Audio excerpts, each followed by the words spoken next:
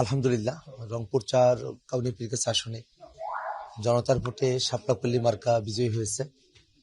আমি মহান আল্লাহর দরবারে শুকরিয়া আদায় করি।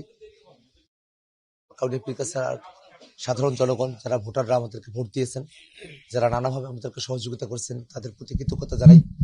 আমাদের জোট সঙ্গী রাজ্য জামাতে ইসলামের নেতাকর্মী, খেলাফত মজলিসের নেতাকর্মী, আমার দল জাতীয় নাগরিক পার্টি এনসিপি নেতাকর্মীরা দিন রাত পরিশ্রম করেছেন।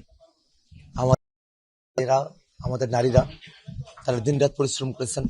একেবারে শ্রমজীবী মানুষেরা পরিশ্রম করেছেন। এখানকার শিক্ষিত জনগোষ্ঠী, এখানকার কৃষক, শ্রমিক, সকল শ্রেণী পেশার মানুষেরা যে অক্লান্ত পরিশ্রম করেছেন, সেই পরিশ্রমের ঋণ আমি কিভাবে শোধ করবো আমি জানি না। এত মানুষের এত ভালোবাসা আমি পেয়েছি। এই নির্বাচন করতে গিয়ে আমি কোনো প্রকার আর্থিক প্রস্তুতি নিয়ে নির্বাচন করতে আমি নামিনি, অথচ আমার ব্যাংক অ্যাকাউন্ট, বিকাশ এবং নগদে সারা বাংলাদেশের মানুষেরা প্রায় ২৭ লক্ষ টাকার মতো আমাকে অনুদান তারা দিয়েছেন।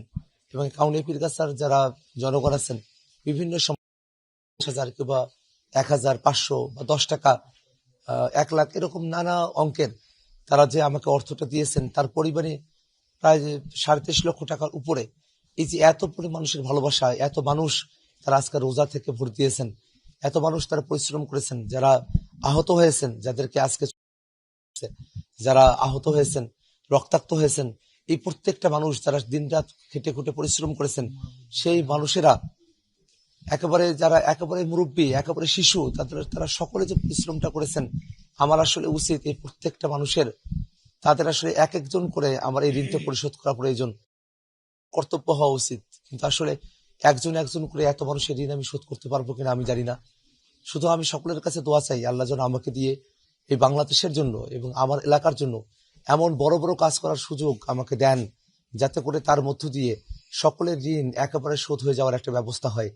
আমি জানি না যে গুরুদায়িত্ব আমার কাঁধে আমার জনগণ, এই রংপুর ৪ কাউনি পীরগাছা আসনের মানুষেরা দিয়েছেন, সে দায়িত্ব আমি কতটুকু যথাযথ পালন করতে পারবো আমি জানি না।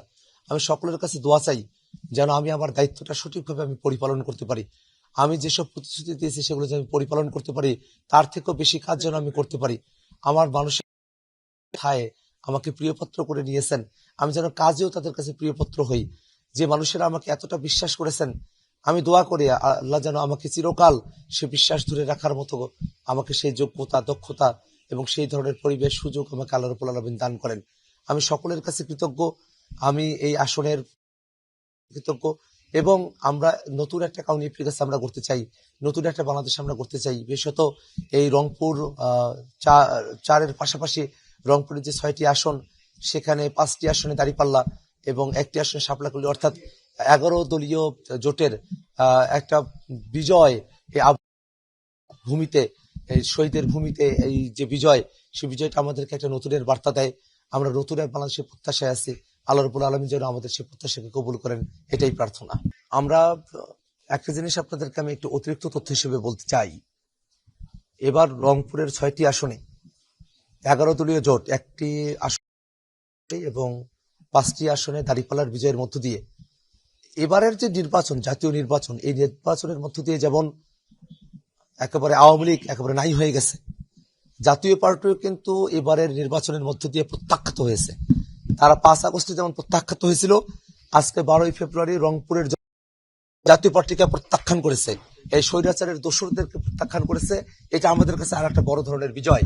এবং এই বিজয় অর্জনের ক্ষেত্রে যারা নিরপেক্ষ ভোটের ক্ষেত্রে যারা কাজ করেছেন, এই রংপুর ৪ আসনের আপামর জনতা, যারা প্রশাসনের কর্তারা আছেন, যারা মিডিয়া কর্মীরা আছেন, আপনাদের সকলকে আমরা ধন্যবাদ জানাই। এবং যে সারা দেশব্যাপী যে নির্বাচন চলছে, সেই নির্বাচনে বিভিন্ন জায়গায় কারচুপি হয়েছে, বিভিন্ন জায়গায় মারামারি হয়েছে, মানুষের রক্ত ঝরেছে, এই প্রত্যেকটা বিষয় নিয়ে আমাদের চুলচেরা বিশ্লেষণ চলছে। আমাদের দলের তরফ থেকে, আমাদের জোটের তরফ থেকে আমরা আলাপ আলোচনাগুলো করছি। খুব অল্প সময়ের মধ্যেই আমরা আমাদের দলের তরফ থেকে আনুষ্ঠানিক যে বিবৃতি, জোটের তরফ থেকেও আমরা সেই আনুষ্ঠানিক উপস্থাপন